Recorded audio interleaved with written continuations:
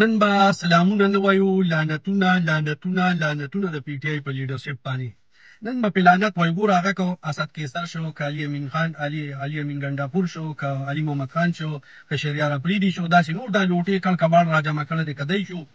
لکه د عمران خان خور دی د روډ د پاسه ناست دی، خپې ابلې خپې دی په دې ښارو کې ګرځي، خپل نوم ته د انتظار کوي او دی د دا غټې غټې کونې په پښتو صوفو کې ایښي او په قالینونو باندې دې ګرځي. د خدای ظالمانو چې نور څه نه شي کولی نو لاړ شئ او هغې سره خو کښېنئ یو ځای که نه، هغې سره خو ګپه اوږه ودرېږئ که نه. بې غیرته کامه تاسو خو ووټ د عمران خان په سر اخیستی دی. دا ما چې کوم نومونه واخیسته دی دې د پي ټي آی نه وځي او که دی ووټونه وګټل یا د دی یو ځای ایم این اے ایم پي آی شو که نه نو ګیره خو نه خورئ ما، خو دا سر به درته کټا کومه که چېرې دی ووټونه وګټلو.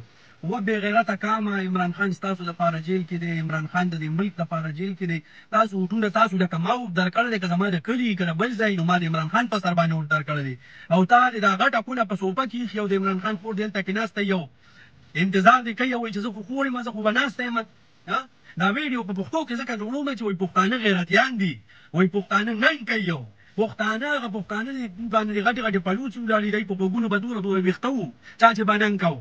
خو بس خدای دې وکړي چې تاسو ته د پي ټي آی د طرفه ټیکټ میلاو نه شي که نه. او انشاءالله دا یو خبره زه په خپله ویډیو کې بار بار کوم چې انشاءالله تعالی دا پیره به په ریحانزیب باندې او د ریحانزیب په رور باندې خلکو اعتبار وکړو. هغه چې دی نو هغه د رانډی وخته رانډی خرڅه شوه.